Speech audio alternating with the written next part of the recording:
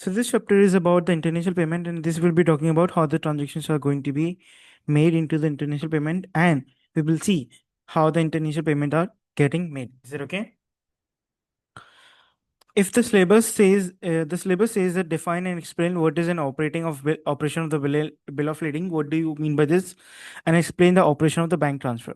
Then you have to explain and be able to apply the rule of unsettled model law on the international credit transfer, because we are covering this chapter after completing all of the syllabus, so it could be possible that you might not able to remember the point or the chapters which we have been done today or before. So basically, the understanding of this chapter will depend on if you was able to recall the things from these two chapters. So this having a strong foundation in this chapter will help you understand having a better understanding in this chapter, right? So I will be just covering on this chapter what I'm expecting that you have revised these two areas, okay? Because ultimately this is a chapter. These are the payment which you are making for the contact you have made in the third chapter, okay?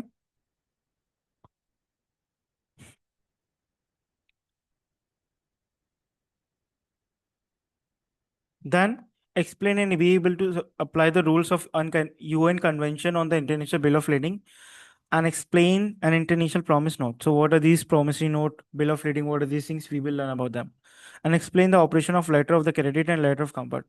In this chapter, we will dive into more technical but practical functioning of the international trade system. We will discuss the various mode of the international credit payment document that facilitate them. So, first of all, we will see what are the ways through which the international credit payment can be done, and what are the document which will facilitate them. Right.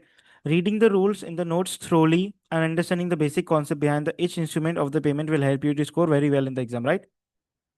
If we talk about what is in passing of the risks in goods means responsibility for them, particularly if things go wrong and insurance is required.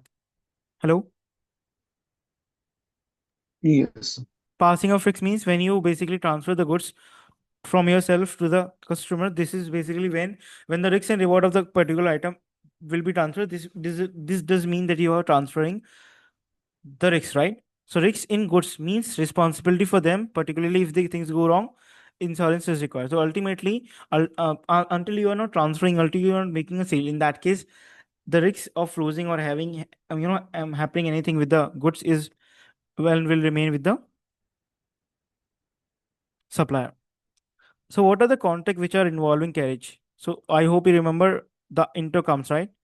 Those things will be here and you will be used there. If the contract does not specify a place where the seller is going to hand over the goods to the buyer, the risk passes to the buyer when the goods are given to the first carrier. When you know this, that if the contract does not specify the very first place where the seller is going to hand over the goods to the buyer, okay, if this is not there in the contract, in that case, when the supplier is giving the goods or transferring the good to the first carrier, which is from the buyer, in that case those will deem it as a transfer. If the contract specify the place at which the seller is going to hand over the goods to the first carrier, the risk passes to the buyer when the goods are given to the first carrier at that time. If we talk about in above cases, risk only passes to the buyer if the goods are clearly identifiable to the contract. Yes, ultimately this is to ensure that the risks will be passing for only those goods which are getting transferred. Huh?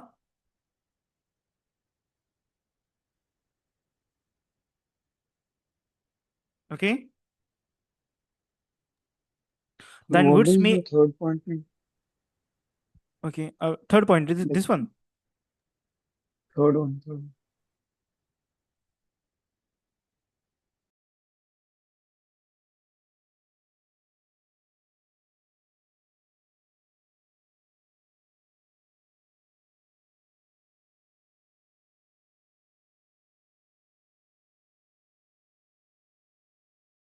You're asking about the third point, right? This one. Okay, done. Yes.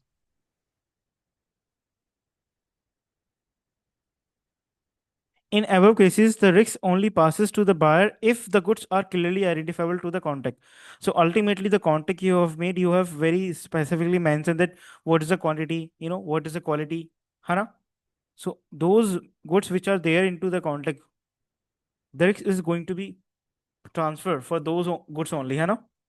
This is does what mean, and that can be the goods which are going to be transferred can be identified by the from the contact and by marking or by shipping document. So these are the shipping document will be incorporating what are the goods need to be shipped, right? And those things. Goods may only be appropriate to the contact if they are clearly identifiable and separated from the other goods. This is something ultimate, the basic thing, right? So suppose you have 100 units. So out of 100 unit, you are selling 20 units. So this you will be keeping this 200 unit, 20 units apart from this 100, and the rest over unit would be left 80. Huh? You would not be again saying, okay, from this 80 unit, I will take the 20 unit. This is not happen, right? So whatever the goods are there, that need to be kept separately and identifiable. Goods sold in the transit. So risks in goods in transit process. Transit means it is now still transporting. So it could be possible that seller is transferring the goods to the buyer, and in between the process, the buyer sold this goods to another buyer. Okay. So for that buyer, it will become the supplier. If that happens, what will happen? What will be the case? Risks in goods transit passes to the buyer when the contract is concluded. If circumstances indicate that risk passes to the buyer when the goods were handed to the carrier, who issues the documentation relating to the contract of the carriage, at that time of the sale of the goods were lost and damaged, and the seller knew or ought to have known this, risks remain with the seller. Okay. So when hello, before if before anything, Yes. before any point of this, if anything is getting lost, if anything is getting damaged, in that case it will be the seller responsibility. If the seller is a responsibility to deliver till here, but in between transit, if the buyer says, okay, now you have to take this to there, after the command of this buyer, in that case whatever the things will lost will be the responsibility of that buyer, huh? Risks of bill of lading. So this is basically a bill of lading is used when a shipper is transporting his goods to the buyer destinations through a carrier, shipping company, airline. It is a documentation signed between the carrier and shipper, whereby carrier acknowledges the receipt of goods and the term of supply. Is that okay? So this is basically a document which is signed between by the carrier and the shipper, whereby the carrier acknowledges the receipt of the goods and the term of delivery. Yeah, here the shipper is basically the seller, okay? And carrier is basically the person who is transporting. So it serves the three purpose. It is a formal receipt by the carrier to the supplier. It is an evidence of the contact between the parties involved. It is a documentation of title of to the goods. Based on the mean of the transportation, there are the four type of the bill of lading: inland, ocean, through bill, air bill. So they basically define the different type of the transportation. It is inland means when the goods are transported over by the land by the national transporter, generally by an international carrier. So by the land, right? When you're transporting on the land, in that case, it would be inland. Ocean means when the goods are transported to a foreign market overseas. Through bill means it covers both inland and international transportation of goods. Airway bill means it is a contact with domestic and international airline. Just a term that need to be learned. If I just go through and just look around, based on the negotiability of the bills, there are the two types of the bill. The very first one is a non-negotiable and negotiable. So negotiable as a non-negotiable means something very rigid in form, right, which cannot be changed. So these are generally used when the payment for the goods are made in advance. The goods are delivered by the carrier to the consignee. Consignee is a buyer. So consignee is a buyer. Carrier is basically the person who is delivering. Shipper is basically the seller. The consignee usually need to show the bill of lading to the release. Consignee usually need to show the bill of lading to release the goods from the carrier. In order to take the goods from the carrier, the bill of lading need to be shown. Now, here the shipper seller issue the bill of lading to consignee before the payment is received. So क्या होता है, क्योंकि देखो seller ने supplier को see this is seller, this is buyer. Buyer had, the seller is transporting through the carrier and send a documentation to the buyer, the bill of lading, and says when you will receive the goods, you just have to present it. Just as an proof that you are the real owner of the buyer. You have brought them, right? Just to show the carrier. Negotiation bill means these are generally used when the payment are yet to be received, right? Here the payment has been made in advance. Here the goods are released to the party who has an illegal ownership of the bill of lading. These bill of lading are issued to the shipper orders. That is, the seller can control to as to whom the goods are going to be released instead of the consignee. If the payment is made by the letter of the credit, this is going to be explained later on. In that case, the seller will endorse the bill of lading to the consignee bank, which pay the supplier, shipper. Once the payment is received, the consignee on presenting the bill of lading can release the goods held by the carrier. Example, airway bill of lading. Let's understand the negotiation bill of lading with an example. So Ravi Raj is basically in Delhi, is transporting stuff pandos to Naruto in Tokyo. Ravi Raj get a non-negotiable bill signed by his carrier. The carrier keeps the goods on hold until Naruto present the bill of you know lading to him. On arrival in Tokyo, Naruto inspects the goods and asks his bank to collect the endorsed bill of lading from Raviraj Bank and clear the letter of the credit to pay the Raviraj. So basically, this is a medium how you gonna pay them. Naruto Bank gives the Naruto the bill of lading, using which Naruto receives his stuffed pandas, right? So it could be possible that you might probably have a question. So what I mean to convey in this chapter, what do you need to know? You just need to know these. What are the four terms, right? Purpose could be there as a question. Bill of lading as an understanding could be there. This concept would be there if the goods are in transit. So what it would look like? Passing of risks would be there as a concept, right? And other than that, you need to know that the difference between these two. So all of the things which you have covered has been important, but ultimately you just need to know the meaning from them. If I ask you this question, Sonia in Delhi wants to deliver goods to her customer in Italy via ship. For that, she has to sail the goods to Uday in Mumbai by truck. From Uday, from where Uday will dock it into the ship. So, what kind of the bill of lading? It is in through bill, ocean bill, or air bill, or inland. Just give it a reading of the four of the point, then you will be able to answer this question. Inland will. Hmm? Inland will.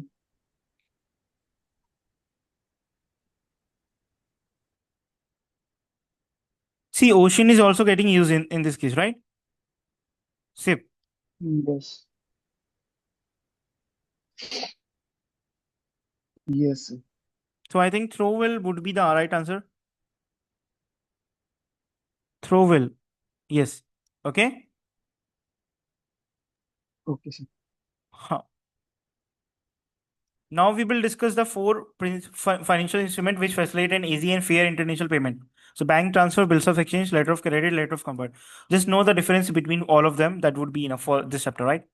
Bank transfer is basically, we all know the word bank transfer is most cases, most of us paid our ACCA exam fees and all those things, right?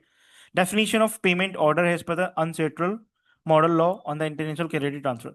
The UNCTAD model law on international credit transfer defines the credit transfer as a series of operations beginning with an originator payment order made for the purpose of placing fund at the disposal of the beneficiary. Beneficiary means the one who is receiving. Disposal means at their own.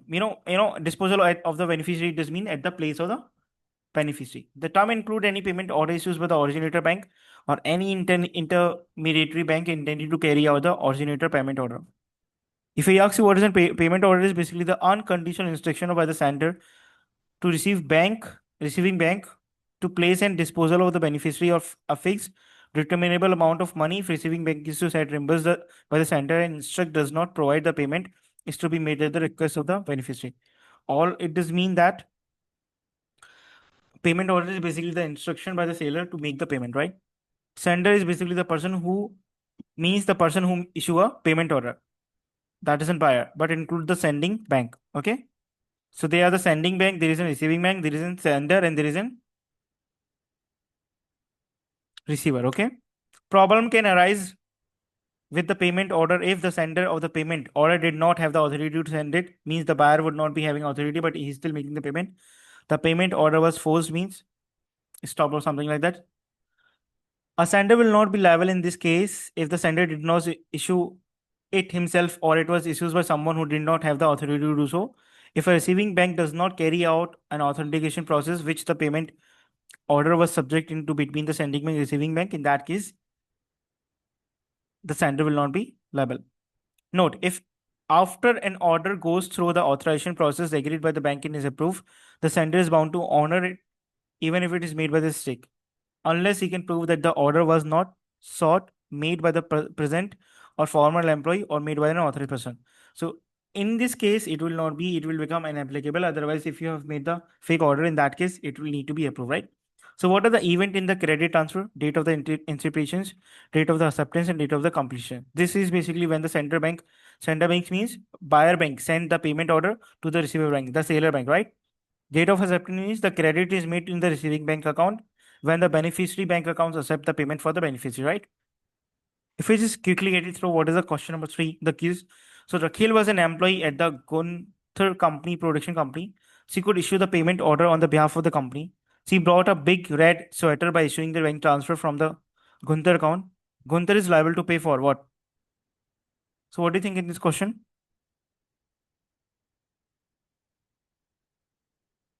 She could issue. So Rakhel is basically an employee at Gunther Coffee Production Company.